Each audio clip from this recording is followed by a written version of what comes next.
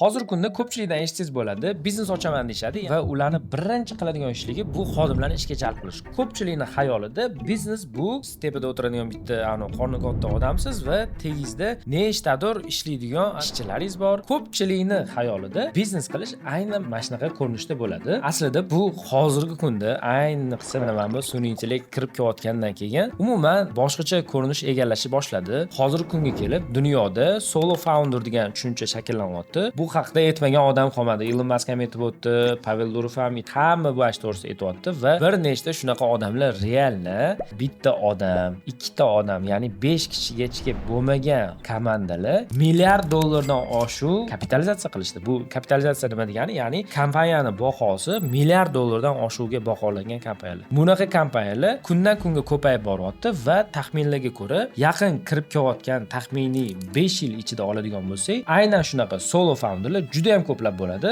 Savol: nimaga bunaqa? Sababi sun'iy intellekt sizga aynan mana shunaqa imkoniyatlarni beradi. Meni ismim Azizbek, men Udevs IT kompaniyasining asoschisiman. Biz ITda 12 yildan oshiq tajribaga egamiz. 7 yildan beri mana shu IT kompaniyamni boshqarib kelaman. Undan tashqari boshqa bir startaplar ham, proyektlar ham qilganman va shuncha yillik o'pitimdan kelib chiqib aytishim mumkinki, bu haqiqat. To'g'risi boshida men o'zim ham ishonmaganman. Payti bo'lgan bizani jamoamizda 164 ta xodim ishlagan, ya'ni shuncha odamga biz oylik to'laganmiz. Lekin hozirgi kunga kelib oydan oyga, mana misol uchun mana bugun ham mana yangi oy boshlanishida biz yangi oy planini ko'rib chiqdik va xodimlarni yana ham qisqartirishga qaror qilamiz. Sababi nimada? Hozirgi kunda sun'iy intellekt orqali siz kompaniyani katta hajmda ushlab turishingiz umuman shart emas. Ya'ni bu degani sizni oborotlaringiz, ya'ni ishlab chiqarish hajmingiz yoki bo'lmasa qilayotgan sotuvlaringiz kamaymagan holatda prosta xodimlarni kamaytirsangiz ham bo'ladi. Bugun siz bilan aynan mana shu haqida gaplashamiz. Ya'ni sun'iy intellektni hozirgi kunda komanda qilishda, biznes boshlashda o'rni va nimaga aynan siz agar biznes boshlamoqchi bo'lsangiz, buni bir o'zingiz boshlashingiz kerak. Hech qanaqa xodimlarsiz. Bugun aynan mana shu to'g'risida gaplashamiz. Komandani qisqartirish bu o'zi aslida oylikni kam to'lash yoki bo'lmasa kimdandir nimadandir qisib qolish, itakdar shunga o'xshagan narsa emas. Agar sizda tasavvur qiling, jamoangizda odamlar kamroq bo'ladigan bo'lsa, sizni ularga nimadir tushuntirishingiz osonroq bo'ladi, tezroq bo'ladi va jamoa gibkiyroq bo'ladi. Va aynan mana shu logikadan kelib chiqib olsak bo'ladiki, kichkina jamoa bu nafaqat resurslarni tejab qolish, ya'ni moliyaviy resurs to'g'risida gap ketyapti. Bu undan tashqari imенно vaqt resursini ham kattagina miqdorda tejab qolishga olib keladi. Undan tashqari siz rahbar sifatida upravlять qilayotgan kompaniyangizda ham kamroq odamni boshqarishingiz osonroq bo'ladi, chem ko'proq odamni boshqarishganingizdan ko'ra. Biz bugun siz bilan kichkina komandalar bilan sun'iy intellekt orqali nimalar qilsa bo'ladi, mana shularni ko'rib chiqamiz va birinchi qoidamiz kam odam degani bu faqatgina arzon degani emas. Kam odam degani bu tez degani. Ya'ni siz misol uchun boya aytib o'tganimdek, komandangizda xodimlar soni kam bo'ladigan bo'lsa, sizni nimadir tushuntirib yetkazishingiz, nimadir singdirib borishingiz ancha osonroq, ancha tezroq bo'ladi va siz nafaqat resurs jihatdan, ya'ni pul jihatdan, balki siz imенно vaqt jihatdan, energiya jihatdan ham ancha tezroq, tejamkorroq bo'lasiz. Misol qilib aytadigan bo'lsak, tasavvur qiling, biz ikkita komandani primer qolamiz. Birinchi komandada 3 milliondan ishlaydigan 10 ta xodimingiz bor. Ikkinchi biznes oladigan bo'lsak, bu biznesda 30 millionga ishlaydigan bir dona xodimingiz bor. Qaysi biri yaxshiroq? Mani oldindan tanigan odamlar yaxshi bilishadi. Men har doim birinchi variant tanlardim. Ya'ni 10 ta odam bo'lgani yaxshi baribirga ham. Ular qachondir o'sib chiqadi, katta bo'ladi, kompaniyaga foyda tegadi, shunga o'xshagan narsalarga ishonardim. Lekin ayniqsa mana shu 2026-yildan men ayniqsa yana o'yering bo'lyapmanki, 10 ta odam ishlatganingizdan ko'ra 3 millionga, 30 millionga bitta dona ishlatganingiz yaxshi, lekin o'sha odam sizga ko'proq foyda olib kelishi mumkin. Misol uchun bizning komandamizda ham xuddi shunaqa holat yuz berdi. Oldin biz maksimal ko'p odam ishlatardik, hozir maksimal kam odam ishlatamiz. Lekin ularga qilayotgan rasxodlarimiz, ya'ni oylik xarajatlarimiz bunaqa katta, misol uchun 5-10 barobar o'zgarmagan. Ya'ni biz kamroq odam ishlatishni boshlaganmiz, ularga yaxshiroq, ko'proq oylik berishni boshlaganmiz. Buni evaziga biz o'zimizni resurslarimizni, energiyamizni, vaqtimizni tejab qolganmiz. Aynan mana shundan kelib chiqadigan bo'lsa, bu yerda bitta men sodda formulani tushuntirib ketishim kerak. Bu formula shunda tashkil topadiki, mana misol uchun qaysidir biznesni otsenka qiladigan bo'lsak, buni otsenka qilish yo'li juda ham oson. Misol uchun men kimdir bilan gaplashsam, qanaqadir bir proyektmi, startapmi yoki bo'lmasa boshqa narsa. Men har doim mana shu ikkita savol bergan bo'lardim. Sizda nechta xodim ishlaydi va sizni oylik oborotingiz qancha? Tasavvur qiling, mana qanaqadir bir SMM agentство bor. U agentstvada 10 ta xodim ishlaydi. Oylik oboroti $10,000. Men sizga sразу aytishim mumkin, bu kompaniya umuman pul topmaydi. Nimaga? Sababi mana prosta oddiy matematika, $10,000 oling, 10 ta xodim ishlaydi, 10 ga bo'lib oling. Tasavvur qiling, hamma pulni ular oylik qilib olishadigan bo'lsa, $1000 dan oylik to'g'ri keladi. Bu degani hozirgi kunda balkim kamroq oylik berish mumkindir u odam. Bu uje o'z-o'zidan yaxshi xodimlarni ishlatmayapti degani. Bu yomon показатель va undan tashqari baribir ham bu xodimlarning oyligi o'suvchan bo'ladi. Ya'ni oydan oyga, yildan yilga bu rasxodlar o'sib boradi va oborot kesimida oladigan bo'lsangiz, mana shu formula sizda kam chiqayotgan bo'lsa, siz uje krasniy liniyadasiz, ya'ni sizni biznesingiz katta xavf ostida. Dunyodagi o'zingiz bilgan любой bitta biznesni oling. Любой, misol uchun Google deysizmi, Amazon deysizmi, boshqa misol uchun любой bitta biznesni olingda, mana shu biznes zo'r, lekin bunda ko'p xodim ishlaydi deb tasavvur qiling. Misol uchun siz hozir aytishingiz mumkin, mana noto'g'ri korzinkada nechta mingta odam ishlaydi, Akfada mana bunaqa odam ishlaydi, O'zbekiston misolida yoki bo'lmasa chet el misolida o'sha Amazon yoki Google'dan misol qilishingiz mumkin. Yaxshi, хорошо. Keling mana shu misol bo'yicha ko'rib chiqamiz.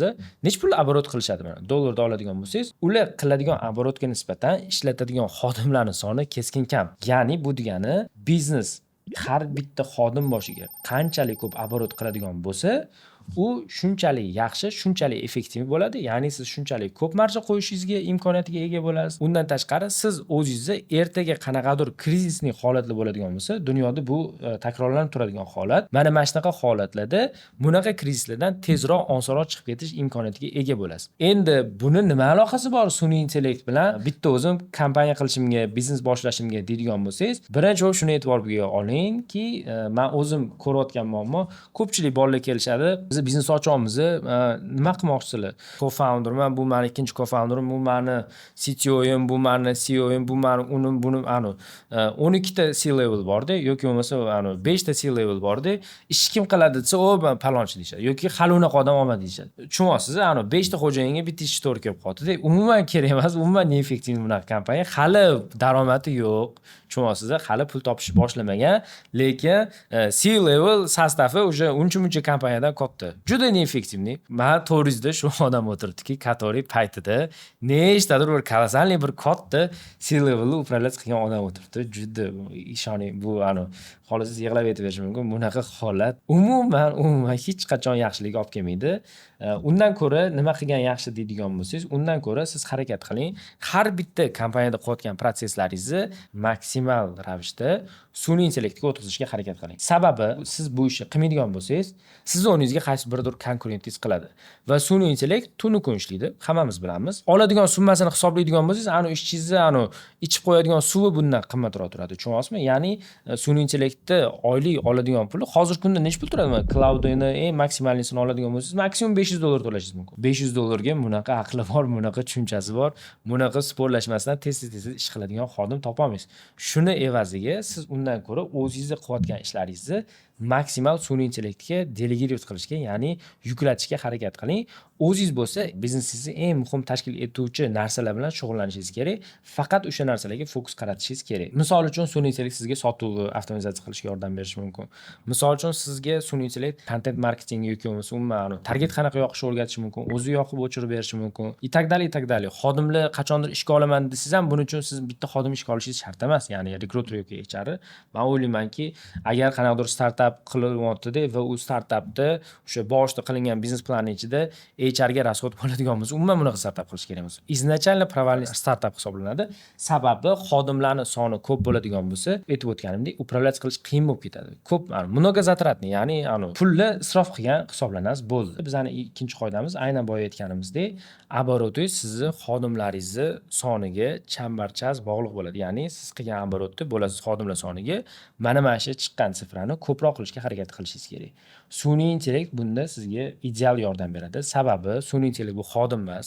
Siz unga katta rasxod qilmaysiz, lekin maksimal hamma qilayotgan ishlaringizni sun'iy intellektga yuklab borasiz. U men uverman 10 ta xodim bor odamdan bitta dona sun'iy intellekt yaxshi agenti bor odamlar yaxshiroq rezultat qilishyapti deb o'ylayman. Men o'zim ham hozirgi kunda xuddi shunaqa, misol uchun 10 ta xodim ishlatganimdan ko'ra o'zimni AI agentim bor, o'shani ko'proq ishlatganim yaxshiroq.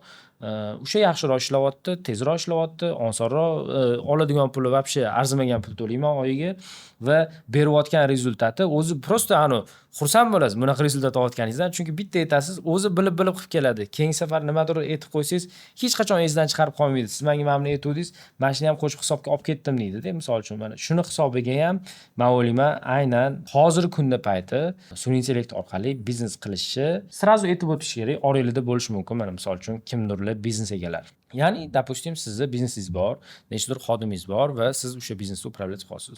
Bunaqa holatda nima qilish kerak?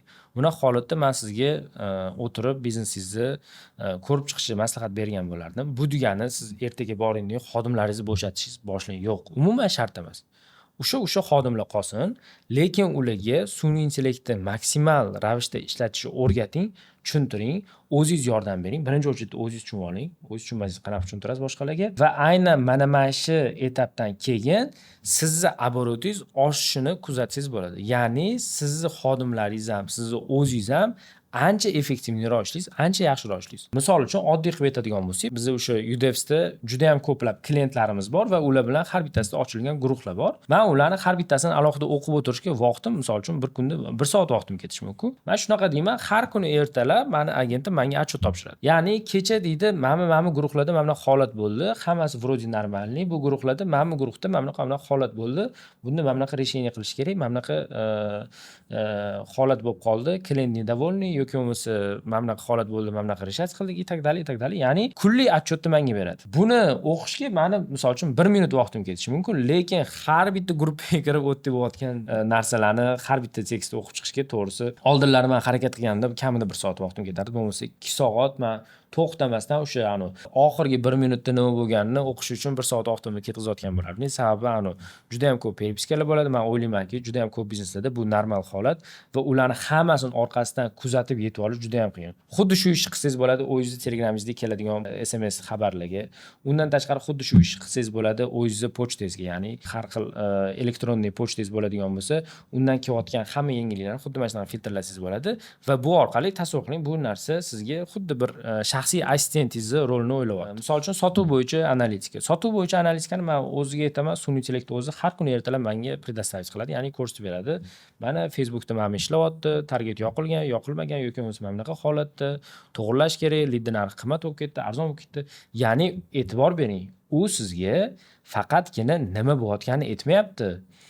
Nima qilishni ham aytadi. Ya'ni mana holat shunaqa ekan, bu holatdan kelib chiqib mana bunaqa ish qilsak, mana shu holatda to'g'irlasak bo'ladi deb har doim o'zini variantlari bilan, ya'ni o'zini resheniyalari bilan kelib aytadi. Va men bunaqa yaxshi ishlaydigan assistentni to'g'risi birinchi o'rinda topishim qiyin bo'lardi. Topganimda ham u bunaqa arzonga ishlamas edi yoki bo'lmasa bunaqa stabil ishlamas edi. Baribir ham odam faktori bor, ya'ni человеческий faktor deyiladi.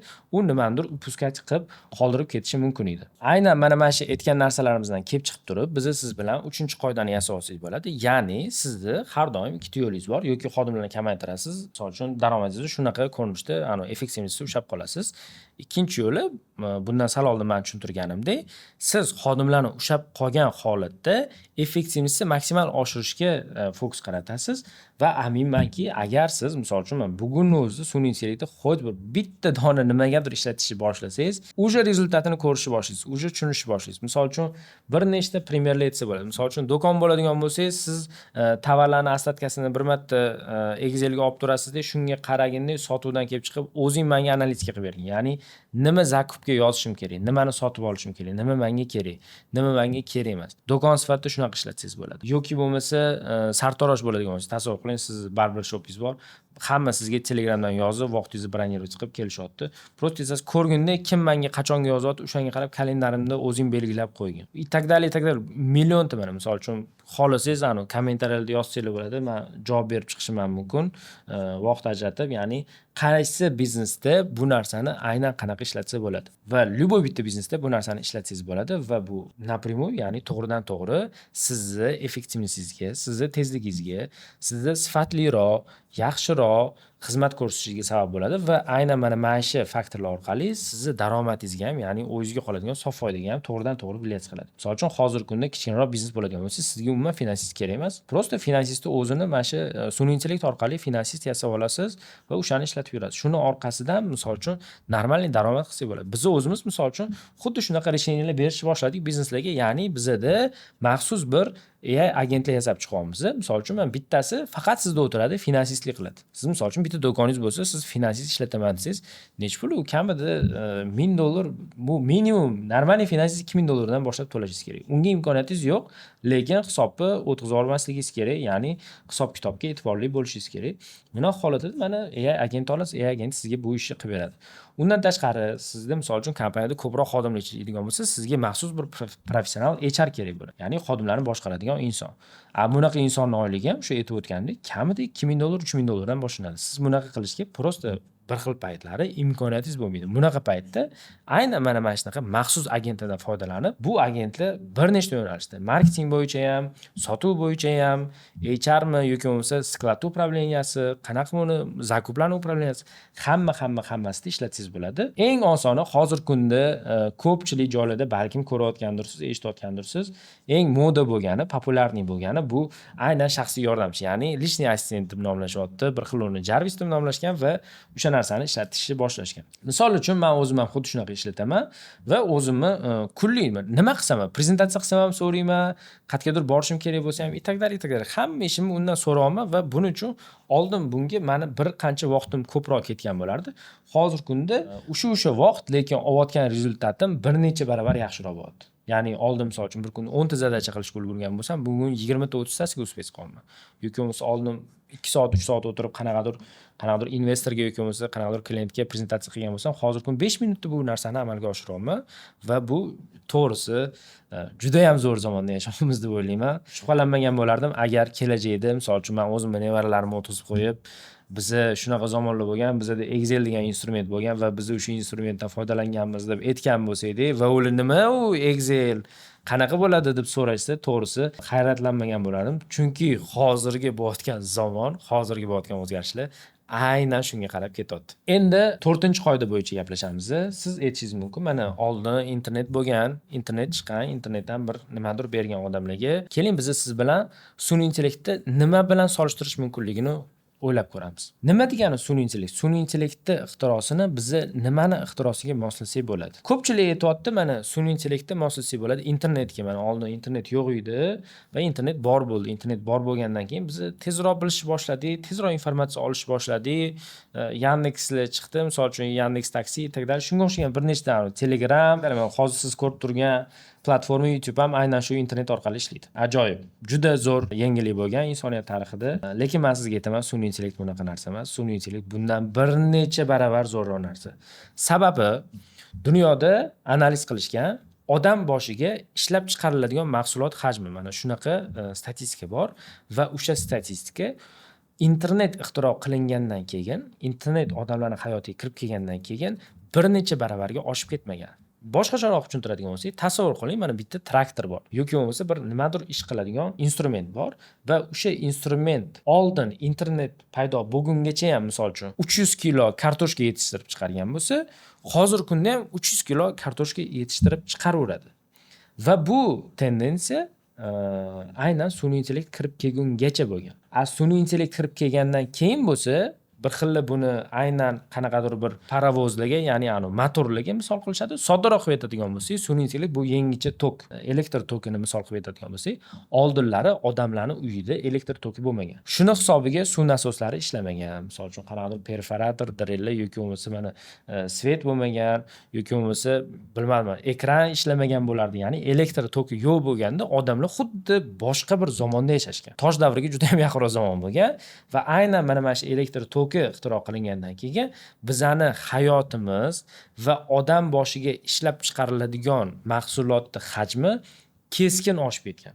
keskin. Buni исторически ko'ryapsiz ham bo'ladi. Google'dan yoki bo'lmasa sun'iy intellektdan so'rang, sizga aytib beradi, что bu rostdan shunaqa bo'lganini. Va aynan o'sha paytda misol uchun ungacha odamlar qo'lida tikuv mashinada tikishgan yoki bo'lmasa вообще nina bilan ipda tikishgan va qaysidir payt kelganda va o'sha misol uchun 19-20 asrlardan keyin odamlar уже mashinkalarda tikishni boshlashgan. Boshqacharoq aytadigan bo'lsak, mana shu ustimizdagi futbolkani bundan 2-3 asr oldin bitta odam bir oy o'tirib tikkan bo'lardi balkim. Va uni важный joyi bor, bunaqa kачествоda bo'lmas edi. Ya'ni yomonroq kачествоda bo'lardi, chunki odam u bunaqa ketma-ketlikda ishlamaydi. U qanaqadir robot emas yoki bo'lmasa tikuv mashinasi bir xil ketma-ketlikda ishlamaydi.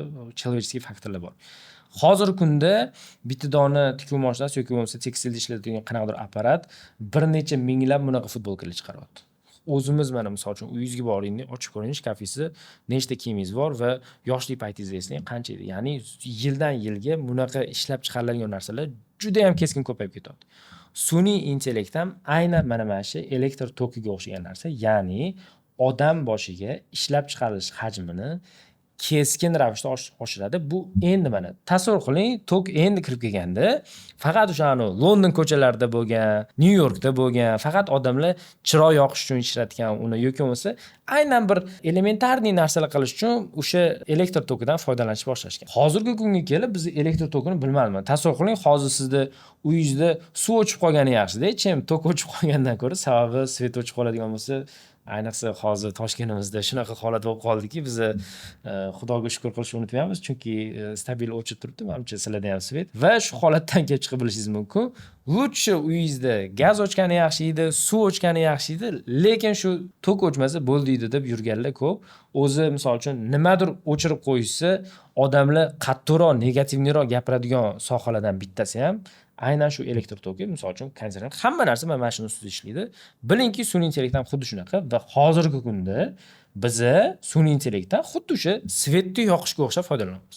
Ya'ni bir elementarniy bir kichkina sohada foydalanamiz. Kelajakda biz sun'iy intellektdan maksimal har bitta sohada foydalanishni boshlaymiz. Xuddi hozir elektr tokidan qaysi soha vakillari foydalanishmaydi? Menimcha bunaqa odam qolmadi o'sha.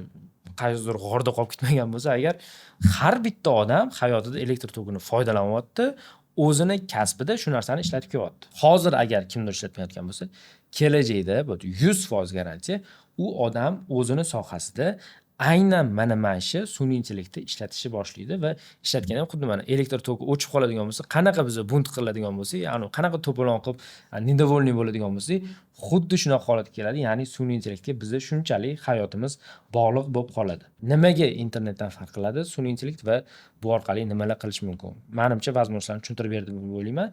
Endi keling biz siz bilan 5-qoidaga o'tamiz va 5-qoidada bizda aytilyaptiki, sun'iy intellekt orqali nima qilishni bilishingiz shart emas.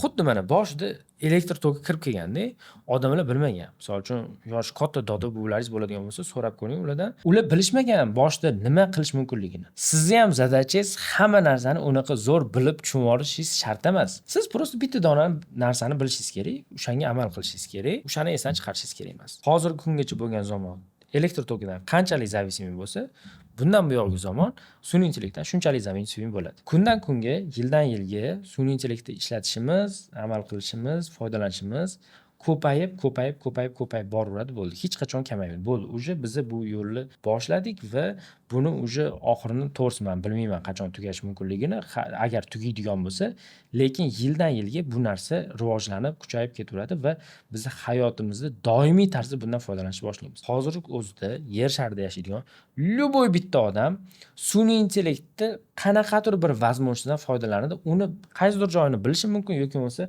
nimadir qismlarini bilmasdan foydalanishi mumkin. Misol uchun biz ishlatadigan ko'plab misol uchun mana shu internet orqali foydalanadigan instrumentlar, даже misol uchun mana shu YouTube videoni sizga kelib chiqishi ham aynan sun'iy intellekt sabab, ya'ni sun'iy intellekt sizni yaxshiroq o'rgangani sabab ham siz mana shu videoni ko'ryapsiz. Bo'lmasa buni sizga YouTube ko'rsatmagan bo'lardi, ya'ni rekomendatsiyada chiqmagan bo'lardi. Shunaqa o'ringacha davom etyaptiki, biz prosta hali uni bilmaymiz, hali uni sezmaymiz borligini, qanaqa foyda olib kelayotganligini. Sizni zadachangiz buni bilib, sezib har kuni yangiliklarni o'qib o'tiring demayman. Prosta biling, bundan buyog'iga sun'iy intellektsiz nimadir qilish juda ham qiyin. Va xuddi shuni teskarisi. Sun'iy intellekt bilan qilayotgan bo'lsangiz, siz xuddi o'sha elektr tokini birinchi ishlatayotgan odamlar, misol uchun, birinchi tikuv mashinasini kashf qilgan odam bo'lgan.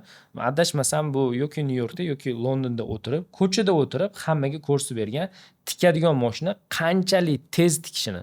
Xuddi shunga o'xshagan narsa, siz mana shunaqa birinchi bo'lib, ya'ni trendsetterlardan bo'lishingiz mumkin va o'zingizni sohangizda o'sha qo'lida kiyim tikayotganlarni oladigan bo'lsak, qo'pol qilib misol aytadigan bo'lsak, ulardan bir necha baravar, bir necha 10, bir necha 100 baravar zo'rroq, tezroq, effektivroq va sifatliroq mahsulotlar taqdim etishingiz mumkin. Keling endi oxirgi 6 qoida to'g'risida gaplashamiz.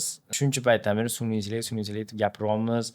Hamma yoqda shunaqa hype'lar bor, qayerdadir, misol uchun yoki bo'lmasa qayerdadir mana shunaqa tendensiya ketyapti va siz aytishingiz mumkin, sun'iy intellekt agar rostdan ham sen aytgandek shunaqa zo'r bo'ladigan bo'lsa, shunaqa kuchli bo'ladigan bo'lsa, unda menda nima imkoniyat bor? Ya'ni men inson sifatida bunga yetib ola olmayman. Ya'ni aqlimiz biza unaqa emas. Dunyodagi beskonechniy serverlarga do'stipi yo'q. Bunaqa tez o'rgana olmaymiz, bunaqa tez nimadirni ishlatib keta olmaymiz. Shunaqa so'rashingiz mumkin. Men bu yerda bir qiziqroq hikoya aytgan bo'lardim. Ikkita odam o'rmonda ketayotgan ekan, yo'lidan ayo chiqib qolibdi-da, bittasi o'tirib botinkasining ipini boylashga boshlabdi.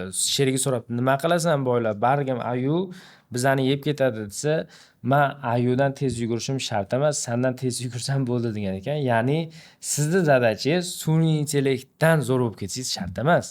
Sizni zadachangiz o'zingizni sohangizda boshqalardan sal yaxshiroq ishlatsangiz bo'ldi sun'iy intellekt. Sal ko'proq ishlatsangiz, sal yaxshiroq ishlatishni boshlasangiz, shuni o'zi yetarli. Shuni o'zi sizga juda ham katta imkoniyatlar berishni boshlaydi. Любой soha bo'lishidan qat'iy nazar, men aminmanki, bu narsa sizni effektivligingizni bir necha baravarga oshirishni boshlaydi. Xuddi mana shu narsani biz hozirgi kunda o'zimizning kompaniyalarimizda yoki bo'lmasa aynan o'zimizning mijozlarimizga taqdim qilamiz va shu orqali biz ko'rib turibmiz, guvohi bo'lyapmiz bu narsa qanchalik hayotda yoki bo'lmasa bizneslarning effektivligini o'zgartirishi. Esingizda bo'lsa, oldin bizda shunaqa gap yurardi, ya'ni televizor ko'radigan odamlarni kitob o'qiydigan odamlar boshqaradi deb. Men hozir buni sal boshqacharoq aytgan bo'lardim. Hozirgi kunda sun'iy intellekt ishlatmaydigan odamlarni sun'iy intellekt ishlatadigan odamlar boshqarishni boshlaydi. Va bu degani siz maksimal tezroq harakat qilishingiz kerak. Boya aytib o'tganimdek, sun'iy intellektdan tez bo'lishingiz shart emas. Prosta atrofingizdagi odamlardan sal tezroq, sal yaxshiroq bo'lsangiz bo'ldi. Sizda bir nechta savollar kelib chiqishi mumkin. Qarasho, yaxshi, men tushundim. Sun'iy intellekt muhim ekan, buni o'rganishim kerak ekan. Lekin qanaqa buni o'rgansam bo'ladi? Qanaqa ketma-ketlikda ketsam bo'ladi? Kim bu yerda menga ustoz sifatida yoki bo'lmasa mentor sifatida bu bo'yicha menga yordam bera oladi, tushuntirib o'tira oladi deydigan bo'lsangiz, unda bizi tarafdan siz uchun juda ham yaxshi yengilligimiz bor. Biz o'zimizni aynan sun'iy intellektni noldan ishlatish, uni hayot tarzida, ya'ni o'zingizni ishingizda foydalanish, uni amalda qo'llash bo'yicha maxsus bir kurs qilyapmiz va aynan mana shu kursimizda o'ylaymanki, o'qib qatnashadigan bo'lsangiz, siz o'zingizni nima soha egasi bo'lishingizdan qat'iy nazar daromadingizni ham yaxshiroq qilishingiz mumkin yoki bo'lmasa eng muhimi hozirgi kunda hammada shunaqa muammo bo'lib qoldi. Erta kech ishda ishlayapmiz, o'zimizni shaxsiy hayotimizga vaqtimiz qolmayapti. Aynan o'zingizni ishingizni tezroq qilib, yaxshiroq qilib, qisqa qilib aytganda, yashashga ham vaqtingiz qolishi mumkin. Va aynan sizda shunaqa qiziqish bo'ladigan bo'lsa, biz videoning tagida havola qoldirib ketamiz. O'sha link orqali zaявкani to'ldiring. Bizning sotuv menejerlarimiz o'zligi siz bilan bog'lanishadi va agar siz o'zingizni hayotingizni o'zgartirmoqchi bo'lsangiz, tendensiyadan orqada qolib ketmasdan, hammadan birinchi bo'lib, tezroq oldinda bo'lishni xohlasangiz va boya aytganimizdek, ayiqdan emas, aynan sherigingizdan tezroq yugurmoqchi bo'lsangiz, unda oyog'ingiz boylaydigan payt keldi. Ya'ni biz sizga maksimal o'rgatamiz, yordam beramiz va o'ylaymanki, bu sizga juda ham manfaatli bo'ladi va o'zingizni komfortingizni yana bitta level tepaga chiqarib olishingizga sabab bo'ladi deb o'ylayman. Sizdan bitta iltimosimiz bor. Bizani shuncha qilayotgan harakatimiz, mehnatimiz mana bu yerda ham hozir shuncha целый komanda o'tirishibdi. Bitta dona like bilan bizani katta xursand qilgan bo'lardingiz va undan tashqari agar bunaqa videolar sizga qiziq bo'layotgan bo'lsa, o'tkazib yubormaslik uchun albatta podpisatsiya, ya'ni obuna bo'lish tugmasini bosib qo'ying va kommentariyalarda keyingi videolarda sun'iy intellektni yana qanaqa yo'nalishlarda yoritib berishimizni xohlaysiz yoki bo'lmasa aynan nima muammolar, o'zingizni sun'iy intellekt haqidagi fikrlaringizni bildiradigan bo'lsangiz, men albatta YouTube'dagi har bitta kommentariyalarni o'qib chiqib, ularga javob berishga harakat qilaman. Keyingi videolarda ko'rishguncha, xayr, sog' salomat bo'ling.